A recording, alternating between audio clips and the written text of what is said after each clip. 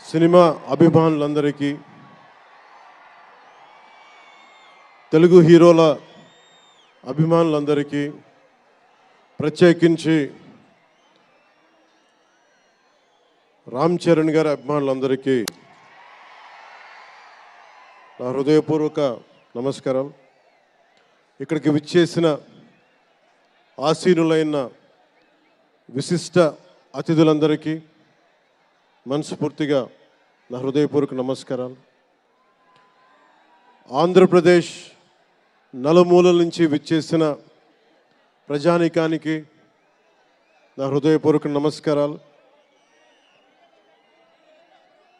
దీనిని ప్రసార మాధ్యమాల్లో చూస్తున్న ఆశేష ప్రజానీకానికి కూడా నా హృదయపూర్వక నమస్కారాలు. పత్రికాధిపతులకి, పాత్రికేయులకి, యూట్యూబ్ ఛానల్స్కి, అన్ని సోషల్ మీడియా వీక్షిస్తున్న ప్రతి ఒక్కరికి కూడా నా హృదయపూర్వక నమస్కారం. అలాగే పవన్ కళ్యాణ్ అభిమానులకు కూడా నా హృదయపూర్వక నమస్కారం.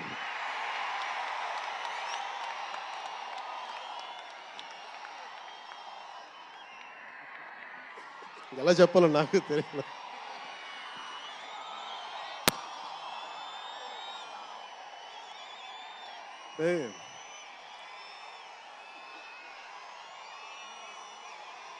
ఎక్కడి నుంచి వచ్చామో మర్చిపోకూడదు కదా. రఘుపతి వెంకయ్య నాయుడు గారిని మర్చిపోలేం, ఒక దాదాసాహెబ్ ఫాల్కేని మర్చిపోలేం, ఒక రాజ్ కపూర్ని మర్చిపోలేం, సత్యజిత్ని మర్చిపోలేం, షోలే తీసిన సిప్పిల్ని మర్చిపోలేం, తెలుగు సినిమాలని ఖ్యాతి నిలబెట్టిన నాగిరెడ్డి గారిని మర్చిపోలేం, బిఎన్ రెడ్డి గారిని మర్చిపోలేం, గోడవల్లి రామబ్రహ్మం గారిని మర్చిపోలేం. ఈ రోజున ఇంతమంది వేదిక పైన శంకర్ గారు లాంటి నిష్ణాతులు మహానుభావులు ఉన్నారు అంటే, సూర్య గారు లాంటి నటుడు దర్శకులు ఉన్నారంటే మేము మూలాలు మర్చిపోకూడదు. తెలుగు చిత్ర పరిశ్రమ పెద్దలందరికీ గుర్తు చేసుకుంటూ, తెలుగు జాతికి పేరు తెచ్చిన ఎన్టీ రామారావు గారికి మనస్ఫూర్తిగా ఆయనని గుండె లోతుల్లోంచి ఆయనకి స్మరించుకుంటూ, అలాగే పవన్ కళ్యాణ్ ఉన్నా, రామ్ చరణ్ ఉన్నా, ఏ హీరోలు ఉన్నా కానీ దానికి మూలం మెగాస్టార్ చిరంజీవి గారు. మీరందరూ గేమ్ చేంజర్ అనొచ్చు, ఓజీ అనొచ్చు. ఆ మూలాలు ఎక్కడో మారుమూల ఒక చిన్న పల్లెటూరులో, కుగ్రామంలో, మొగల్తూరు అనే కుగ్రామంలో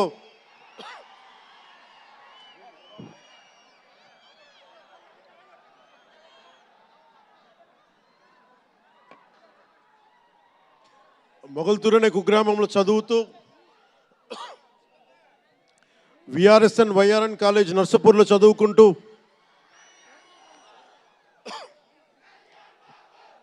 ఇవన్నీ ఇలాంటిదే మీరు అనాలంటే ఆద్యుడు ఆయనే. మీరు ఈరోజు కళ్యాణ్ బాబు అనండి, ఓజీ అనండి, డిప్యూటీ సీఎం అనండి, ఏదన్నా ఆయనే ఆద్యులు. నేను మూలాలు మర్చిపోను. నేను ఎప్పుడు రఘుపతి వెంకయ్య నాయుడు గారిని మర్చిపోం, దాదాసాహెబ్ ఫాల్కే అవార్డు గ్రహీతను దాదాసాహెబ్ ఫాల్కే గారిని మర్చిపోం. మూలాలు మనం ఎప్పుడు మర్చిపోం. అలాగే మేమందరం రామారావు గారిని మర్చిపోలేం. ఇంతమంది తెలుగు చిత్ర పరిశ్రమ ఇక్కడ కదిలింది, వచ్చింది అంటే దాని స్ఫూర్తి ఒక అక్కినే నాగేశ్వరరావు గారు, రామారావు గారు, ఘట్టమనేని కృష్ణ గారు, ఒక శోభన్ బాబు గారు, ఎంతోమంది నిష్ణాతులు పెద్దలు, తెలుగు చిత్ర పరిశ్రమ కోసం శక్తియుక్తులు ధారపోసిన వారు. వారందరికీ మనస్ఫూర్తిగా హృదయం నుంచి ఒక నటుడిగానే కాదు, ఆంధ్రప్రదేశ్ డిప్యూటీ సీఎంగా కూడా మనస్ఫూర్తిగా వారికి నమస్కారాలు తెలియజేసుకుంటా ఉన్నాను.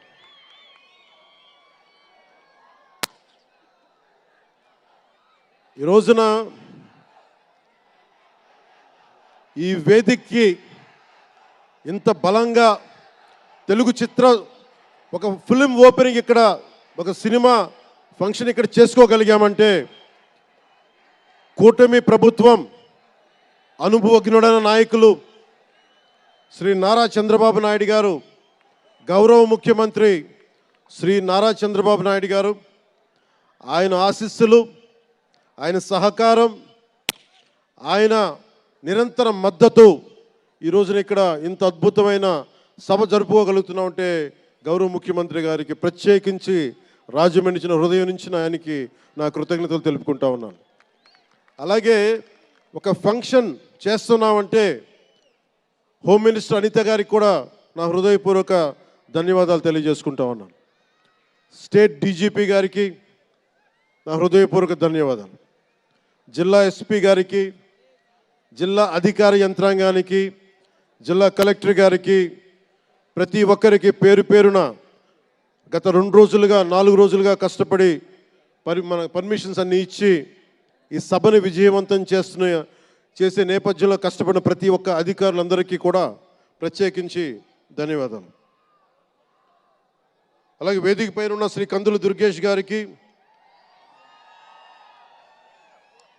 గౌరవ మంత్రివర్యులు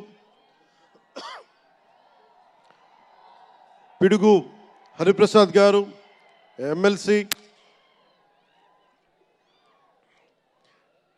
మమ్మల్ని ఇన్ని రకాలుగా ఆయన,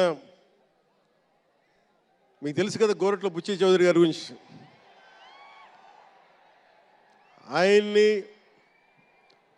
పట్టు విడవరు ఆయన, మనం వదలాల్సిందే పట్టు. అలాంటి గోరంట్ల బుచ్చయ్య చౌదరి గారికి మనస్ఫూర్తిగా నా హృదయపూర్వక నమస్కారాలు. అలాగే యువరక్తంతో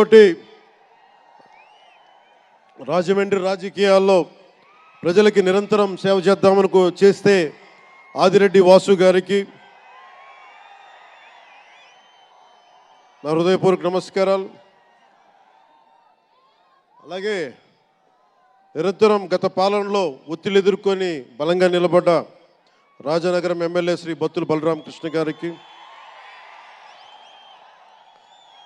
అలాగే కె శ్రీనివాసరావు గారికి, గౌరవ ఎమ్మెల్యే, వారికి నా హృదయపూర్వక నమస్కారాలు. అలాగే Kakinada urban development authority chairman Shri Tummala Babu గారికి నా హృదయపూర్వక నమస్కారాలు.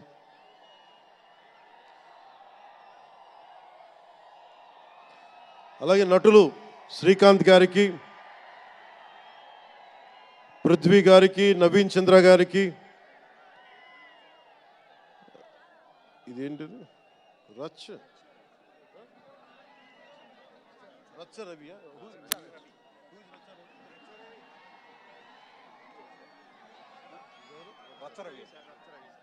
రచ్చ రవి గారికి, రామ్ జోగయ్య శాస్త్రి గారికి, కాసరాల శ్యామ్ గారికి, అనంత్ శ్రీరామ్ గారికి, బుర్రా సాయి మాధవ్ గారికి, ఇక్కడ ఉన్న అంజలి గారికి, అలాగే మ్యూజిక్ డైరెక్టర్ తమన్ గారికి, నాకు చాలా తక్కువ సినిమాలు నేను థియేటర్కి వెళ్ళేవాడిని. మన శంకర్ గారు తీసిన సినిమా చెన్నైలో, తమిళ్లో జెంటిల్మెన్ సినిమా, నేను టికెట్ కొనుక్కొని థియేటర్కి వెళ్ళి, ఆ రోజు నేను ఇంకా యాక్టర్ కూడా అవుతాను, అసలు రాజకీయాలు పక్కన పెట్టి యాక్టర్ అవుతానో లేదో అనే ఆలోచనలో ఉన్నప్పుడు ఆయన సినిమాని నేను కూడా టికెట్ కొనుక్కొని బ్లాక్లో ఆయన సినిమాకి వెళ్ళాను, శంకర్ గారి జెంటిల్మెన్ సినిమాకి. అలాగే ప్రేమికుడికి కూడా ఎవరు లేక తోడుకి మా అమ్మమ్మని తీసుకెళ్ళాను ప్రేమికుడి సినిమాకి. ప్రేమికుడి సినిమా అమ్మ என்ன சொல்லுவாங்க పార్టీயோடு పోయిటానే. అంటే అలాంటి అందరినీ, అన్ని వయసుల వాళ్ళని కూడా ఆకట్టుకునే సినిమా, ఎంటర్టైన్మెంట్తో పాటు ఒక సోషల్ మెసేజ్ ఉన్న సినిమాలు ఆయనవి. అలాంటి మంచి సినిమాలు భారతదేశంలో ఈ రోజున చరణ్ గారు కానీ, రాజమౌళి గారు కానీ, జూనియర్ ఎన్టీఆర్ కానీ, వీరందరూ విఖ్యాతిగా మన ప్రపంచ వ్యాప్తి ఖ్యాతి ఉన్న ఉన్న రావటం అనేది దానికి ఆద్యులు కొద్దిమంది డైరెక్టర్స్ ఉన్నారు, ముఖ్యంగా దక్షిణాది నుంచి. దాంట్లో చాలా కీలకమైన వ్యక్తి శంకర్ గారు. శంకర్ గారు ఈ రోజున భారతదేశం మొత్తం తెలుగు చిత్ర పరిశ్రమ వైపు చూస్తుంది అంటే తమిళనాడు నుంచి వచ్చి తెలుగులోకి డబ్బై ఆ సినిమాని తెలుగు ప్రేక్షకులు ఇది తమిళ సినిమా కాదు తెలుగు సినిమా అని చెప్పి గుండెల్లో పెట్టుకొని ఆదరించారు. అంత గొప్ప సినిమాలు తీశారు శంకర్ గారు. నేను ఎప్పుడు అనుకునేవాడిని శంకర్ గారు తెలుగులో కూడా తీయచ్చు కదా డైరెక్ట్ తెలుగు ఫిల్మ్ అంటే. ఆయన ఈ విధంగా గేమ్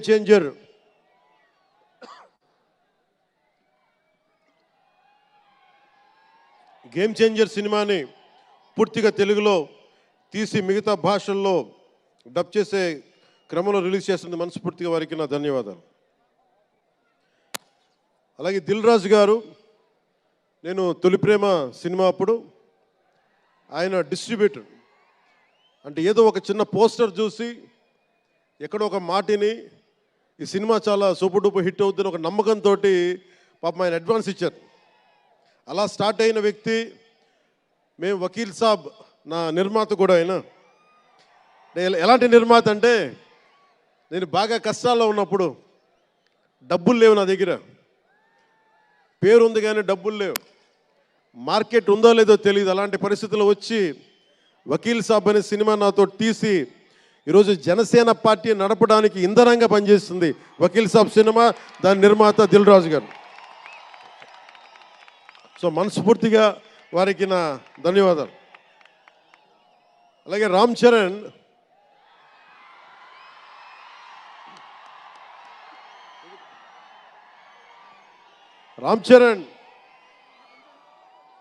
అంటే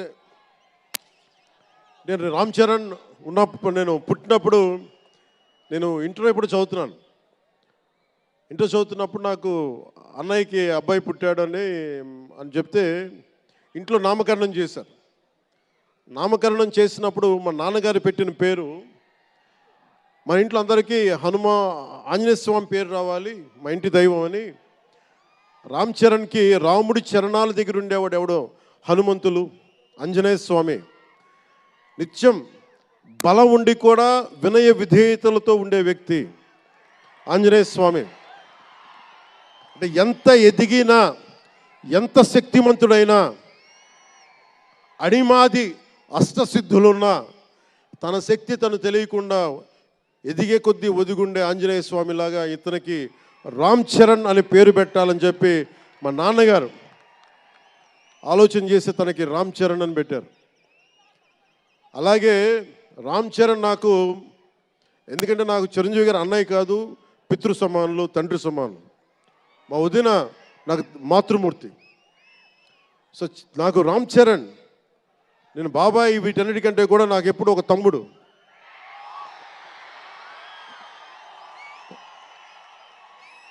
చిన్నప్పుడు బాగా ఏడిపించేవాడిని, నేను ఇంకా బద్ధకంగా ఉండేవాడిని.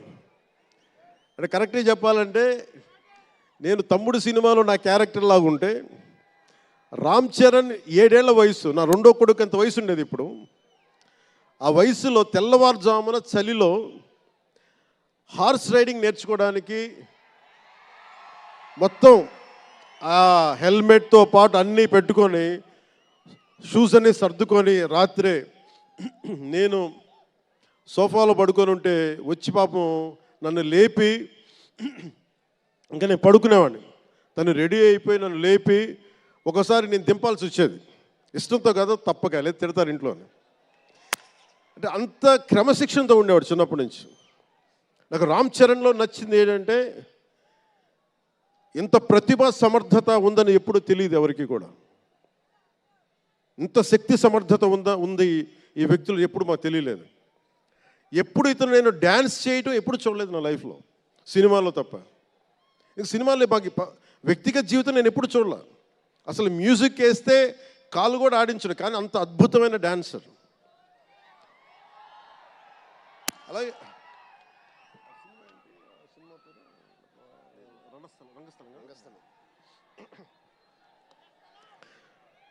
రంగస్థలం గురించి సుకుమార్ గారి డైరెక్షన్లో రంగస్థలం నాకు నటన చూసి ఇతనికి బెస్ట్ యాక్ట్ అవార్డు రావాలని మనస్ఫూర్తిగా అనిపించింది. అంటే అంత గొప్ప పెర్ఫార్మెన్స్ చేశాడు. భవిష్యత్తులో ఇతను ఉత్తమ నటుడు కూడా కావాలి, ఉత్తమ నటుడు అవార్డు అందుకోవాలి.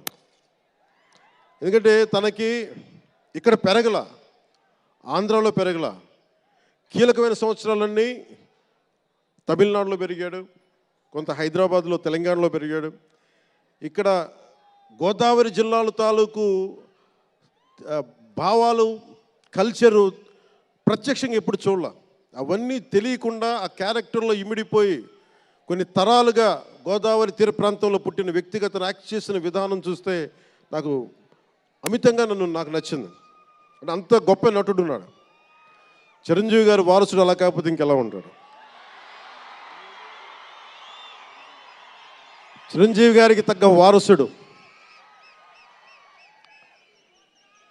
తండ్రి మెగాస్టార్ అయితే కొడుకు ఏమవుతాడు? గ్లోబల్ స్టార్ అవుతాడు.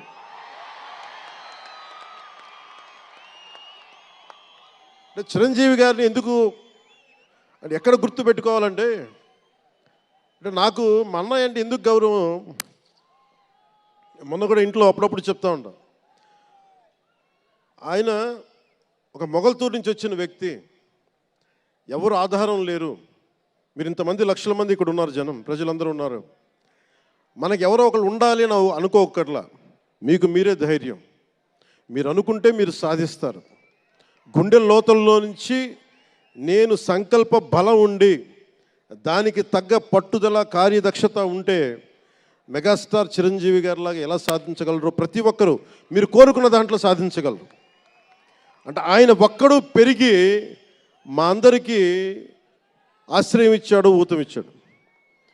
ఆయన ఊతం వల్లే నేను ఈ రోజున మీ అందరికీ కూర్చొని మారుమూల ప్రాంతాల్లో భయపడడానికి, అందరూ భయపడే రోడ్లకి వెళ్ళగలుగుతున్నాను, రోడ్లు వేయడానికి. అంటే ఆ మూలాలు చిరంజీవి గారు మాకు నేర్పించినాయి. అంటే ఇది ఎందుకు చెప్తున్నానంటే, నేను చిరంజీవి గారిని ఎంత కష్టపడేవారు ఆయన కష్టపడి బయటికి వచ్చి ఇంటికి వస్తే నేను అర్ధరాత్రి పూట వెయిట్ చేసేవాడిని అక్కడ సోఫాలో పడుకున్నాను హాల్లో. మా అన్నయ్య గారు ఎప్పుడు వస్తారు, ఆయన ఎంత కష్టపడేవారంటే కనీసం వచ్చి షూలు ఇప్పుకోవడానికి అసలు శక్తి ఉండేది కాదు. అలిసి సొలిసి ఒళ్ళు కుమిలిపోయి, అంటే ఏమంటుందని అసలు కందిపోయి దెబ్బలు తిని, ఎందుకంటే అప్పుడు సేఫ్టీ మెకానిజం లేదు. మన గుండా షూటింగ్ టైంలో మన ఏదో అనకాపల్లి వెళ్తుంటే ఇక్కడే చిరంజీవి గారు చేశారు ఎవరు ఆయన సన్నిహితులు చెప్తా ఉంటే, ఆ పడిపోయి ట్రైన్ కింద యాక్సిడెంట్లో కాలు ఫ్రాక్చర్ అయ్యి, అలాంటి ఒక సేఫ్టీ లేని పరిస్థితులు ఆయన చేస్తూ ఇంటికి వచ్చేటప్పటికి మాకు చేయగలిగేది ఏంటంటే, మాకు గిల్టీగా ఉండేది. తమ్ముడు సినిమాలో నేను ఎలా ఉండేవాడిని, ఆకతాయిగా తిరుగుతా, అలా నాకు అలా అనిపించేది నా జీవితం. అలా లేననుకోండి, కానీ మా అన్నయ్య వచ్చేటప్పటికి ఏదైనా చేద్దామని తపంతో పాపం ఆయన సాక్స్ తీస్తే కాళ్ళు వాచిపోయాయి. ఆ షూ కూడా వచ్చేది కాదు, చెమటతో తడిచిపోయేది. ఆయన షూలు తీసి ఆయన పాదాలు తుడిచి అది చేస్తే మాకు ఒక చిన్నపాటి ఉపశాంతి మాకు లభించేది. ఎందుకంటే ఇంత కష్టపడుతున్నాడు ఇంతమంది కోసం అనేది. అంటే అలాంటి కష్టాన్ని చూసి పెరిగాడు రామ్ చరణ్. అందుకే ఎందుకు ఆయన గురించి చెప్తున్నానంటే, మేము ఎప్పుడూ దీన్ని అహంకారంగా తీసుకోవాలి. మెగా అభిమానులు ఇలాంటి పదాలు మేము ఎందుకు మాట్లాడమంటే, ఇక్కడ అందరి హీరోల అభిమానులు ఉన్నారు. జూనియర్ ఎన్టీ, మీరు అందరు సినిమాలు చూస్తారు. రామ్ చరణ్ ఒక సినిమాని ఎక్కువ ఇంకొక హీరోని ఇష్టపడచ్చు, ఒక హీరోని ఎక్కువ ఇష్టపడచ్చు. జూనియర్ ఎన్టీఆర్ గారిని ఇష్టపడతారు, అల్లు అర్జున్ గారిని ఇష్టపడతారు, అలాగే ఒక ప్రభాస్ గారిని ఇష్టపడతారు. ఇంకా హీరోస్ పేర్లు అందరూ చెప్పు ఒకసారి, మర్చిపోయి. ఘట్టంనేని మహేష్ గారిని ఇష్టపడతారు.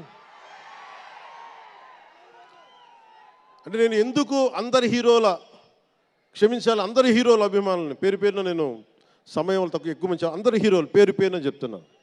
చిన్న చిత్తగా అట్లని చెప్పట్లా.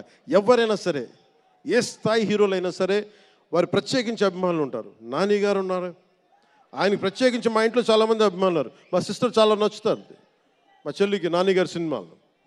ఇలాగా మా ఇంట్లో అందరికి కూడా మా చిరంజీవి గారు మాకు నేర్పించింది ఒక హీరోని ద్వేషించే పని మాకు తెలియదు. మాకు చిన్నప్పటి నుంచి మా జీవితంలో కళమా తల్లి సాక్షిగా చెప్తున్నాం, ఎప్పుడు కూడా మా ఇంట్లో ఈ హీరో సినిమా పోవాలి, మేము ఉండాలి, మా ఇంట్లో ఎప్పుడు లేదు. అసలు ఆ సంస్కృతి మా ఇంట్లో లేదు. అందుకు మేము అందరం బాగుండాలని కోరుకుంటాం. ఎందుకు బాగుండాలని కోరుకుంటామంటే సర్వే జనం సుఖినో భవంతు అని చెప్పి మా నాన్న నేర్పించిన ఇది మాకు సంస్కృతి. అది మేమే బాగుండాలి, వాళ్ళు బాగుండకూడదు అనుకుంటే ఎకానమీ తిరగాలి, అందరి దగ్గర డబ్బులు ఉండాలి, అందరూ బాగుండాలని కోరుకుంటాం. అలాంటి పరిస్థితుల్లో అలాంటి వాతావరణంలో పెరిగాం. రామ్ చరణ్ అలాంటి వాతావరణంలో పెరిగిన వ్యక్తి. నాకు చాలా గర్వంగా ఉంటుంది, చాలా ఆనందంగా ఉంటుంది. అతని హార్స్ రైడింగ్ చూస్తే మటుకు నాకు చాలా అసూయ వస్తుంది. నాకు చాలా తక్కువ సందర్భాల్లో నాకు అసూయ వస్తాయి. మొన్న ఈ మధ్యన అరకుకి వెళ్ళినప్పుడు గిరిజన ప్రాంతాల్లో ఉన్న సోదరులను చూసి ఆ పచ్చని చెట్ల మధ్య వాళ్ళ జీవన విధానాన్ని చూసి నాకు అసూయ వచ్చింది. అలాంటి అసూయ రామ్ చరణ్ని చూస్తే నాకు మగధీరలు అనిపించింది. ఎంత అద్భుతంగా చేస్తున్నాడు అతను. చిన్నప్పుడు నేను కూడా నేర్చుకొని ఉంటే ఇలా ఇంట్లో కూర్చొని కాళ్ళు బాధ చాపుకొని కూర్చోకుండా, పుస్తకాలు కాకుండా ఇంకేదైనా చేస్తుంటే నేను ఇంత అద్భుతంగా చేసేవాడిని అనిపించేది. ఆ పట్టుదలతోటి నాకు హార్స్ రైడింగ్ నేర్చుకోలేదు జీవితంలో. ఇప్పుడు గబ్బర్ సింగ్ సినిమాకి నాకు హార్స్ రైడింగ్ పెట్టారు. అందరూ ఏమనుకున్నారంటే పవర్ స్టార్ అంటే అన్నీ వచ్చేసి అనుకున్నారు. నాకు తెలియదు అవన్నీ. హార్స్ రైడింగ్ అని చెప్పారు, ఓకే అని గుర్రం చూపించారు నాకు. అది కచ్ రాష్ట్రం గుజరాత్లో. గుర్రం దగ్గరికి వెళ్ళా, సార్ ఏం లేదు దౌడు తీసుకుంటే గ్యాలప్ మీద వచ్చేయాలంటే ఓకే షూర్ అన్నాం, డెఫినెట్గా వచ్చేస్తానమ్మా. కింద పడితే ఏమవుతానో నాకు తెలియదు. సార్ నాకు ఒకటి తెలుసు, తెగింపు తెలుసు. గుర్రం దగ్గరికి వెళ్ళి చెప్పా, దానికి చెవిలో చెప్పాను, నాకు హార్స్ రైడింగ్ రాదు. వీళ్ళందరూ నన్ను ఎక్స్పెక్ట్ చేస్తారు చాలా గొప్ప హార్స్ రైడర్ అని. అంటే హీరో అంటే అన్నీ తెలియాలనుకుంటారు. నాకు తెలియదు హార్స్ రైడింగ్. దానికి ఒక పంచదార ముక్కను చిన్న క్యారెట్ పెట్టా, జాగ్రత్తగా తీసుకెళ్ళి నాకు వదిలేవాను. పాపం ఆ గుర్రం అది నన్ను ఎంత అద్భుతంగా తీసుకెళ్ళిందంటే అది మీరు చూసారు ఆ సీన్లో. నేను అందరినీ మోసం చేశాను ఆ సినిమాలో. నాకు హార్స్ రైడింగ్ రాకుండా సినిమా వరకే హార్స్ రైడింగ్ వచ్చినా కదా. అలాంటి అంటే నాకు ఇది మాకేంటంటే మాకు సినిమాల్లో చూసినవన్నీ నాలాగా కాకుండా అన్నీ చాలా సుశిక్షితమైన ఒక నేర్చుకున్న వ్యక్తి ఇతను రామ్ చరణ్. ఒక డ్యాన్స్ కానీ ఎక్కడో ఇంగ్లాండ్కి వెళ్ళి అక్కడ డ్యాన్స్ ఇన్స్టిట్యూషన్స్లో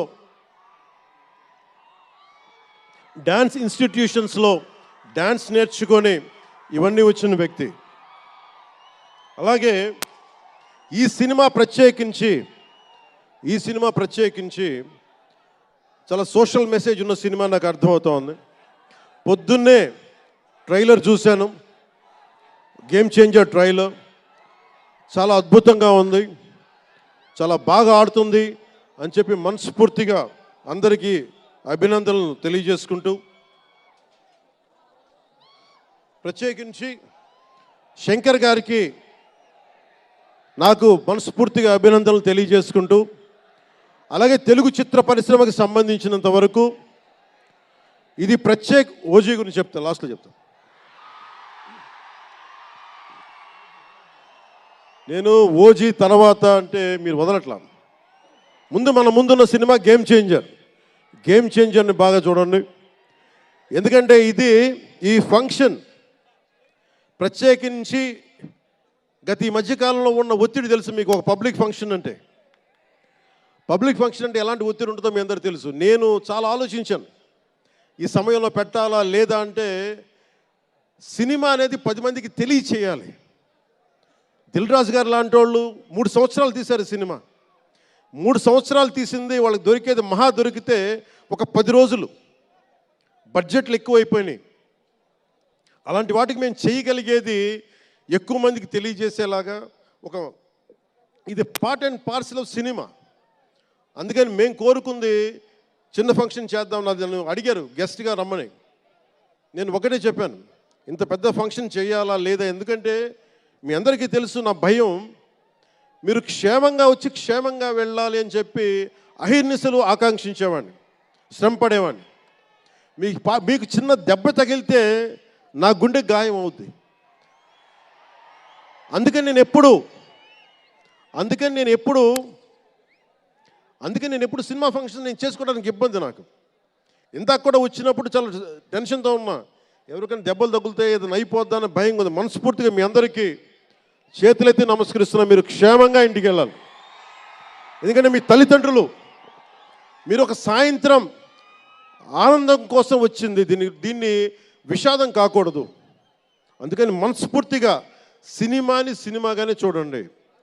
కింద పడిపోయి మీద పడిపోయి తొక్కిసలాడుతూ హీరోలను చూడడం కంటే కూడా మీరు దూరం నుంచే ఇబ్బంది పడకుండా మీరు క్షేమంగా ఉండాలి, అందరూ క్షేమంగా ఉండాలి మనస్ఫూర్తిగా కోరుకుంటా ఉన్నాం. అలాగే అడగగానే టికెట్ రేట్స్ ఎందుకు పెంచాలి?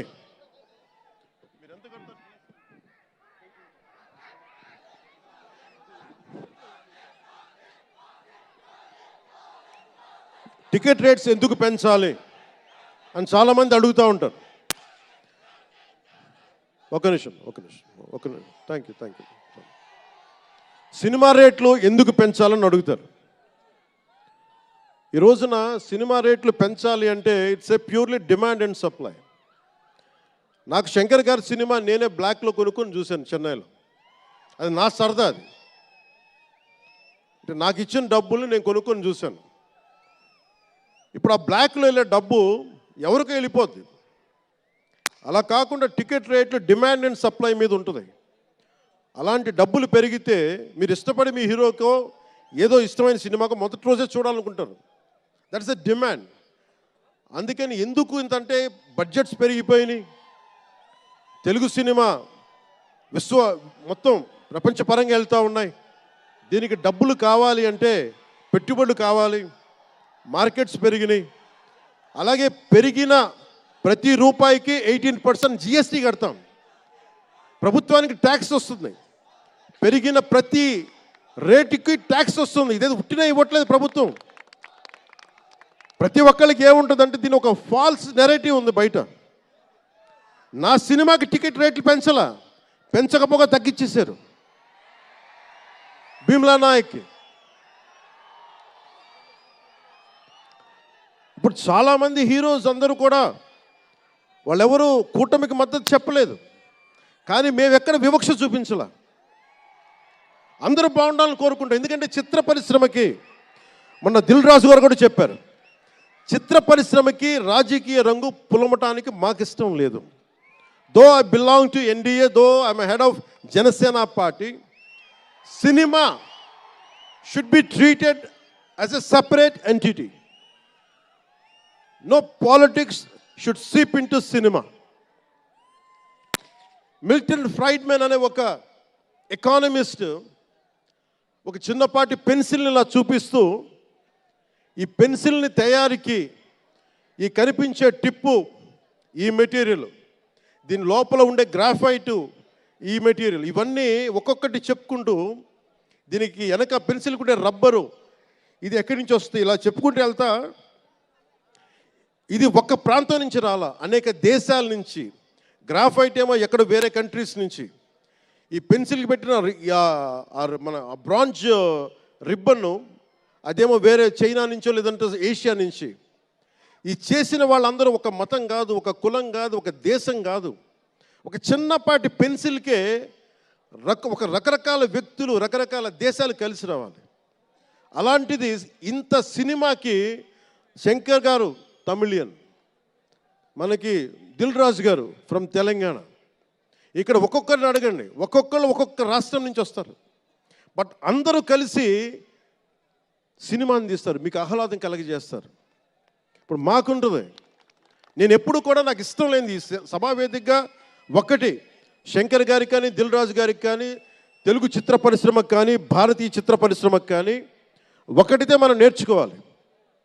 ఎప్పుడు మనం భారతీయ చిత్ర పరిశ్రమ అనేవాళ్ళం తప్ప లాస్ట్ 90s నుంచి టాలీవుడ్ అని, బాలీవుడ్, కాలీవుడ్, మాలీవుడ్ మనం ఎందుకు ఏప్ చేయాలి వీళ్ళని? Why do we have to ape Hollywood? మనం ఒకప్పుడు మాయాబజార్ లాంటి సినిమాలు తీసిన వాళ్ళం, మూకీలు తీసిన వాళ్ళం. చిత్ర పరిశ్రమ ఒక బెంగాల్లో పరివిడిల్లింది అక్కడ. సో మనం ఎందుకు వీళ్ళని ఫాలో అవ్వాలి? వాళ్ళ హాలీవుడ్ డిసిప్లైన్ ఫాలో అవ్వం, Hollywood method of film making follow అవ్వం, Hollywood method of skill development follow అవ్వం. కానీ ఆ వుడ్ను మటుకు తీసుకున్నాం, మాలీవుడ్. ఇది మటుకు మానాలి. ఎందుకంటే మనకు ఒక కాళిదాసు ఉన్నాడు, మహా కవులు కళాకారులు గొప్ప గొప్ప కావ్యాలు రాశారు. సో మన జాతి తాలూకు ప్రాముఖ్యతని సినిమాలే చెప్పగలగాలి. అందుకని హాలీవుడ్ని అనుకరించడం మానేయాలి. మనదైన సత్తా, మనదైన కథ, మనదైన బలం మనం చూపించాలి విశ్వానికి.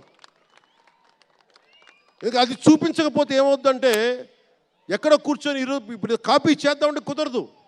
You have to come with original stories. సహజమైన కథలతో పట్టుకురావాలి. ఆ విధంగా ఉండాలి అంటే ముందు చిత్ర పరిశ్రమలో కూడా చాలా డిసిప్లిన్ రావాలి. సినిమాలు తీసే వాళ్ళు మాట్లాడాలి చిత్ర పరిశ్రమ గురించి, సినిమాలు తీయని వాళ్ళు మాట్లాడకూడదు. సినిమాలు తీయకుండా రాజకీయాలు చేసేవాళ్ళు మాకు నచ్చం. అది ఎన్డీఏ తరపు నుంచి నేను చెప్తా ఉన్నాను. తెలుగు చిత్ర పరిశ్రమ గురించి మాట్లాడాలి అంటే సినిమాలు తీసి దానికి సాధక బాధలు అర్థం చేసుకున్న వాళ్ళే మాట్లాడాలి. మన తెలుగుదేశం, జనసేన, భారతీయ జనతా పార్టీ, ఎన్డీఏ ప్రభుత్వం వారితోనే మాట్లాడతాం, వారితోనే గుర్తిస్తాం. అలాగే చాలాసార్లు సినిమా టికెట్ల కోసం హీరోలకి పనేంటి, హీరోలు ఎందుకు రావాలి, అది మాకు ఇష్టం లేదు. మహా అయితే నిర్మాతలు రండి, ఒక ట్రేడ్ బాడీ రండి, మీ యూనియన్ రండి, మేము అది ఇచ్చేస్తాం. అంతేగాని హీరోలు వచ్చి మాకు నమస్కారాలు పెట్టాలి,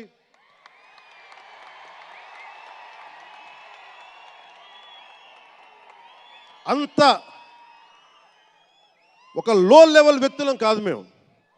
దీన్ని ఎక్కడి నుంచి నేర్చుకున్నాం?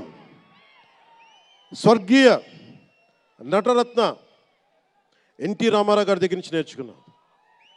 మహానటుడు, ఆయనని ఎంతమంది విమర్శించినా, కోటా శ్రీనివాసరావు గారు విమర్శించినా, ఆయన ఎప్పుడన్నా యాక్ట్ చేస్తే ఆయనతో పాటు ఏం బ్రదర్ బాగున్నారా అని చెప్పి చాలా గుండెలు నిండుగా పలికే వ్యక్తి మహానుభావుడు ఎన్టీ రామారావు. ఇంత తెలుగుదేశం పార్టీ ఎన్టీ రామారావు అన్నిసార్లు ముఖ్యమంత్రిగా ఉన్నప్పుడు కూడా ఎప్పుడు ఘట్టంలేని కృష్ణ గారు కాంగ్రెస్లో ఉండి కూడా కనిపిస్తే ఇద్దరు ఆప్యాయంగా మాట్లాడుకునే వాళ్ళు. ఎన్టీ రామారావు గారు ఎప్పుడు వివక్ష చూపించాల. ఇది చిత్ర పరిశ్రమ తాలూకు ఔన్నత్యం. ఇది అదే ఔన్నత్యాన్ని మేము కొనసాగిస్తున్నాం, అదే మేము కోరుకుంటా ఉన్నాం. అంతేగాని గతం ప్రభుత్వంలో లాగా మీరు అభిమానించే మెగాస్టార్ చిరంజీవి గారు లాంటి వారిని కానీ, బాహుబలి ప్రభాస్ గారిని కానీ, మహేష్ గారిని ప్రిన్స్ మహేష్ అంటారు కదా, మహేష్ గారిని కానీ, ఇంకెవరిని వెళ్ళారా, ఇంకెవరు వెళ్ళినా కానీ మేము ఇవన్నీ ఎందుకు చేయట్లేదంటే మాకు సినిమా పరిశ్రమ మీద గౌరవం ఉంది. నారా చంద్రబాబు నాయుడు గారు ఇప్పటికి 4వ ముఖ్యమంత్రి. ఆయన 3 సార్లు కానీ 4 సార్లుగా ముఖ్యమంత్రి ఉన్న ఈ సమయంలో ఎప్పుడు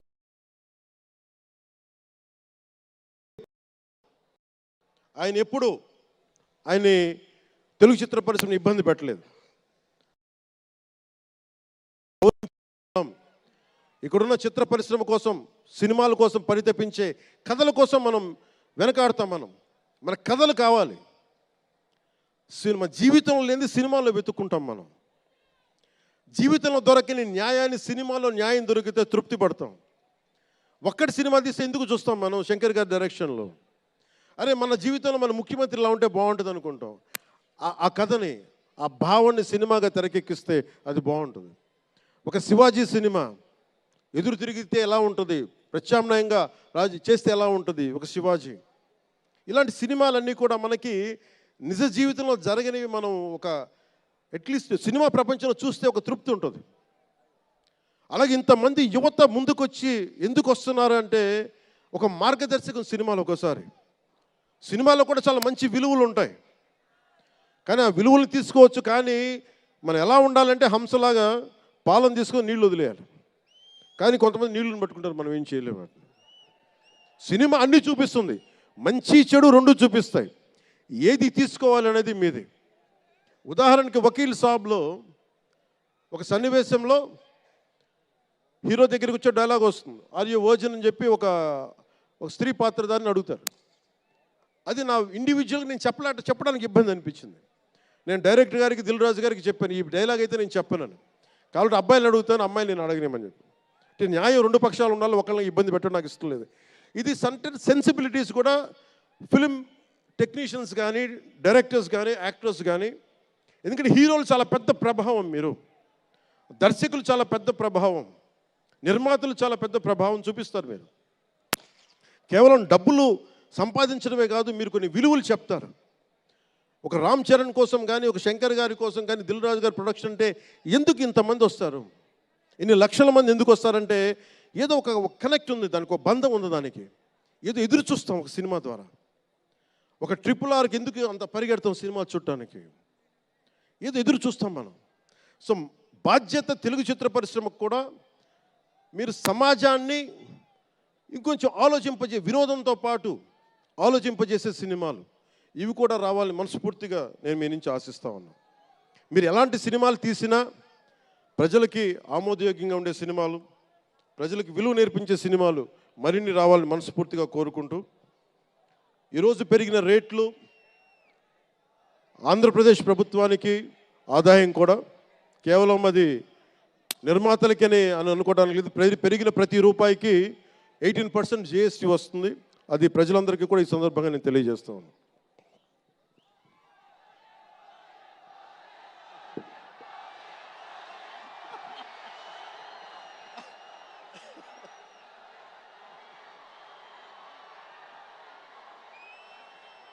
ఓజీ నా దుంప తెంపేస్తున్నారు. ఆయన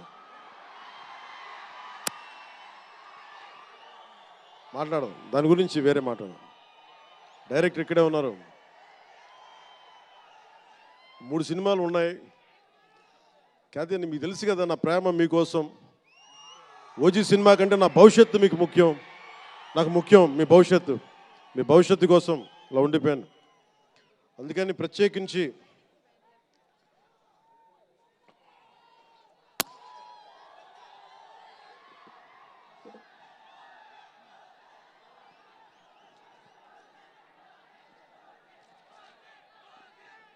మనం మాట్లాడుకోదు. ఇది అంటే వేరే సినిమా గురించి, ఒక గేమ్ చేంజర్ అనే సినిమాకి వచ్చి మనం ఓజీ గురించి మాట్లాడుకోవాలి. ఓజీ కోసం వచ్చినప్పుడు ఓజీ గురించి మాట్లాడాలి. అందుకని ప్రత్యేకించి ఆంధ్రప్రదేశ్ రాష్ట్ర ప్రభుత్వం తరపున గేమ్ చేంజర్ సినిమాకి, గేమ్ చేంజర్ దర్శకులు శంకర్ గారికి, గేమ్ చేంజర్ నిర్మాతలు దిల్ రాజు, లక్ష్మణ్, శిరీష్ గారికి, అలాగే గ్లోబల్ స్టార్, మెగాస్టార్ తనయులు రామ్ చరణ్ గారికి నా హృదయపూర్వక శుభాకాంక్షలు తెలియజేసుకుంటూ, ఇక్కడ ఉన్న మంత్రివర్గ సభ్యులకి, సహచర శాసనసభ్యులకు ప్రతి ఒక్కరికి నా హృదయపూర్వక నమస్కారాలు. అలాగే నా మిత్రుడు, నాకు సన్నిహిత మిత్రుడు SJ సూర్య, உங்க பற்றி சொல்லிட்டே இருந்தேன் சார், உங்க பற்றி சொல்லிட்டே இருந்தேன் தந்தி டிவியில். நீங்கள் எனக்கு எவ்வளோ பிடிக்குன்னு சொல்லிட்டே இருந்தேன். ఈయన ఏ మేరా జహాన్ పాట పెడతానంటే మీరు అమ్మాయిలతో డ్యాన్స్ చేయాలి సార్ అంటాడు. నేను అంటాను దేశభక్తి చెప్పాలి. మా ఇద్దరు గొడవైంది. నేను చెప్పాను, నువ్వు ఏమనుకుంటా అవి చేస్తాను తప్ప నేను మటుకు ఏ మేరా జహాయే చేస్తాను, నేను అమ్మాయిలతో డ్యాన్స్ చేయనని చెప్పాను. చాలామంది చేశారు, ఎందుకంటే నేను బాగా చేయలేను తెలుసు నాకు. దానికి ఏదో కూర్చుని పాపం నా మాట, మా ఇద్దరికి అలా మంచి ఫ్రెండ్స్, స్నేహం మా ఇద్దరి మధ్య, గంటలు మాట్లాడుకుంటాం. ఈ మధ్య కుదరట్లేదు. సో గ్రేట్ యాక్టర్, మంచి దర్శకుడు కాదు, ఎక్స్ట్రాడినరీ డైరెక్టర్. నా కోపం ఏంటంటే డైరెక్షన్ వదిలేశాడు. ఎప్పుడు పైన విటిట నీ direction, you are such a fantastic and fabulous director. And okay, that's fine. ఆయన డ్రీమ్ ఏంటంటే I want to be an actor అనేవాడు. ఇప్పుడు హీ ఫుల్ఫిల్, ఆయన సాధించుకున్నారు, అందరి మనసులు దోచుకున్న నటుడయ్యారు. మనస్ఫూర్తిగా వారికి నా నా అభినందనలు తెలియజేస్తా ఉన్నాను. అలాగే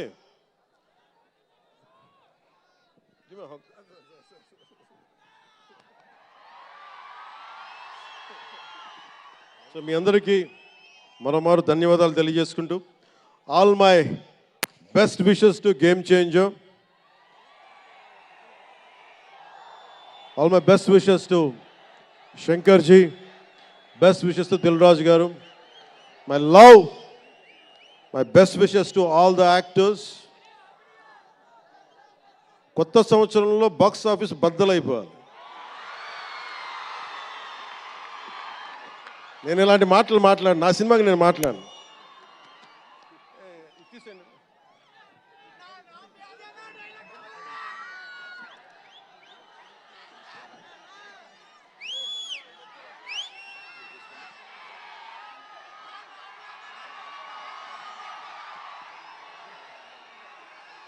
మీరేం చేస్తారో తెలీదు. మగధీరుడు అల్లూరి సీతారామరాజుగా మొత్తం జీవించేశాడు.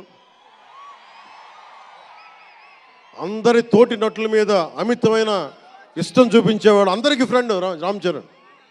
అందరి హీరోలకి చాలా గౌరవంగా ఉండేవాడు. సంవత్సరానికి 100 రోజులు మా నాన్న ఏ పేరు మీద ఏం తలుచుకొని పెట్టాడో తెలియదు, కానీ 100 రోజులు, సంవత్సరంలో 365 రోజులు, కనీసం 100 రోజులు అయ్యప్ప స్వామి మాల అంటాడు, ఆంజనేయ స్వామి మాల అంటాడు. ఎందుకురా చేస్తామంటాను అప్పుడప్పుడు. క్షమించాలి రామ్ చరణ్ గారు రే అంటున్నందుకు, పర్లేదు కదా.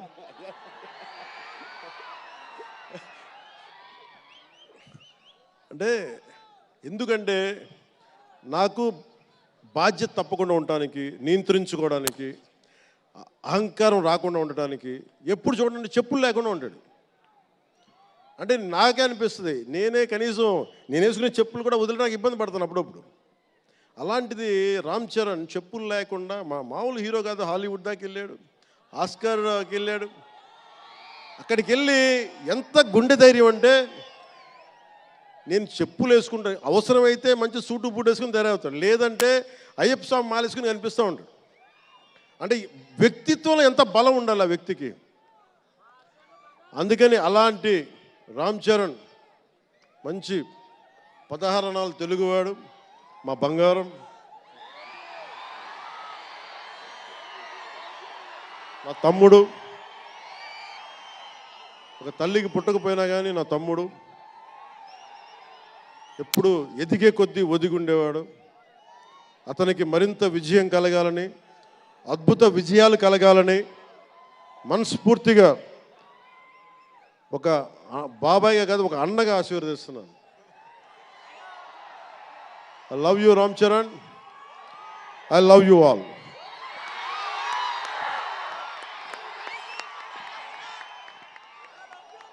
నేను ఒకటే కోరుకుంటున్నా, యువత మీ అందరికీ ఏమన్నా మాట్లాడుతూ ఉన్నా, మీరు బైకుల్లో మీరు చేసే గోల ఉంటుంది చూసారా మీరు. నేను మనం మాట్లాడుతూ ఉన్నా, ఇప్పుడు ఈ ఫంక్షన్ లేదు, సినిమాలు లేవు, ఏం చేస్తారు చెప్పండి. ఉద్యోగాలు ఉపాధి కూడా కానీ టైం పడుద్ది.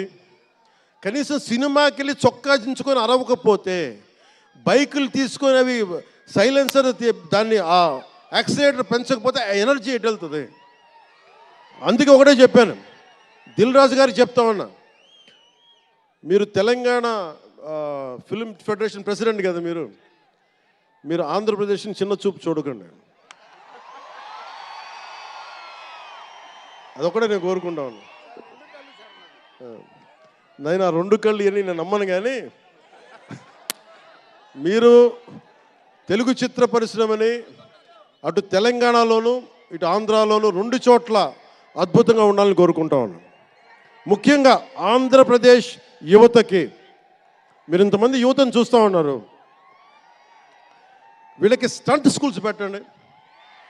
మా వాళ్ళు బైక్లు వేసుకొని తిరుగుతూ ఉంటారు, గోల్ చేస్తూ ఉంటారు. ఒక మంచి స్టంట్ స్కూల్ పెట్టండి. గోదావరి జిల్లాలోనూ, రాయలసీమలోనూ, మా కడపలోనూ ఎక్కడో చోట ఒక 2-3 స్టంట్ స్కూల్స్ పెట్టండి. మా వాళ్ళకి స్కిల్ డెవలప్మెంట్ ఇవ్వండి. మాకు ఒక స్క్రీన్ ప్లే ఎలా రాయాలో మా వాళ్ళకి చెప్పండి. ఒక రాజమౌళి గారు వచ్చి చెప్పమని చెప్పండి. త్రివిక్రమ్ గారిని వచ్చి క్లాసులు తీసుకోమని చెప్పండి మా వాళ్ళకి.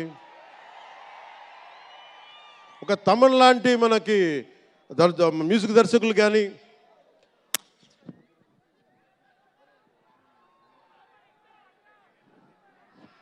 కీరవాణి గారు కానీ, అలాంటి వాళ్ళందరికీ వచ్చి వాళ్ళ స్కిల్ డెవలప్మెంట్ నేర్పించమని చెప్పండి. మీరు దాని మీద ఒకసారి ఆలోచించండి.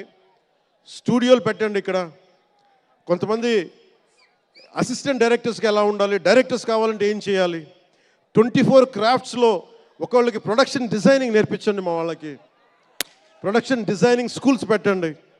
ఫిల్మ్ మేకింగ్ స్కూల్స్ పెట్టండి. ఈరోజున మీకోసం ఇంతమంది వచ్చారు. మీరు తిరిగి ఇవ్వగలిగేది మీకోసం రేట్లు పెంచాం. ముఖ్యమంత్రి గారు మీకు అండగా ఉన్నారు. చంద్రబాబు నాయుడు గారు, మేమందరం మీకు అండగా ఉన్నాం. తెలుగు చిత్ర పరిశ్రమని మీ ద్వారా మేము కోరుకునేది ఇంతమంది యువతున్నారు. వీరికి మీ ద్వారా కొంత ఉపాధి కల్పించండి. నేను సినిమాని మాట్లాడుతుంటే నేను టీవీని ఎప్పుడు వదలలేదు. టీవీ మీడియంని చిన్న తెర అనుకుని, చిన్న తెర పెద్ద తెర ఉండదు. తెర చిన్నదైనా పెద్దదైనా ఒకటే మాకు. సో మాకు ముమ్మిడివరం లాంటి గొప్ప లొకేషన్స్ ఉన్నాయి. మాకు కేరళకి మించిపోయి ఉంటుంది ముమ్మిడివరం. గోదావరి తీరం చూడండి. అసలు మీరు గండికోట చూడండి కడపలో. సిద్ధవటంకి వెళ్ళండి, అడ్వెంచర్ సినిమాలు ఉంటాయి. అటు వెళ్తే మీరు పార్వతీపురం వెళ్ళండి, మన్యం ప్రాంతం అద్భుతంగా ఉంటుంది. మీరు లొకేషన్స్ని ఎక్స్ప్లాయిట్ చేయండి. ఇక్కడ అందరికీ మేము సౌకర్యాలు కల్పిస్తాం. మా దుర్గేష్ గారికి కూడా చెప్తా ఉన్నాను, మనకి కూర్చొని ఇక్కడ టూరిజం డెవలప్ చేయాలి. అందుకని మీకు తెలుగు చిత్ర పరిశ్రమకి ఆంధ్రప్రదేశ్ ప్రభుత్వం అండగా ఉంటుందని తెలియజేసుకుంటూ, మీకోసం ఒళ్ళు వంచి పనిచేస్తానని తెలియజేసుకుంటూ, మరోమారు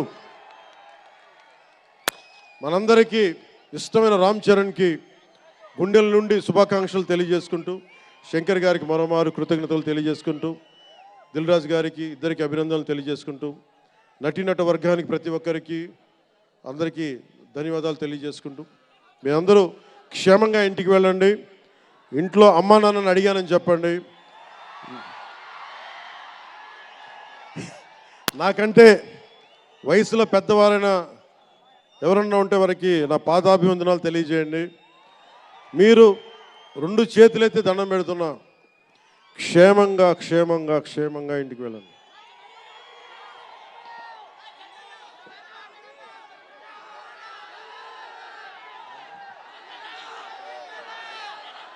మీ అందరికీ మరోమారు ధన్యవాదాలు తెలియజేసుకుంటూ, తెలుగు తల్లికి దండాలు తెలియజేసుకుంటూ, మా తెలుగు తల్లికి పిఠాపురం మంచి సంతోషం.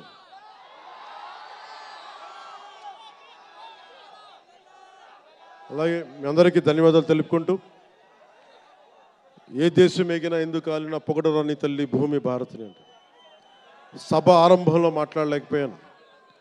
నాకు జన్మనిచ్చిన నా నేల నేను దండాలు పెట్టుకుంటూ, నాకు దేశభక్తిని నింపిన నా భారతదేశానికి జై జైలు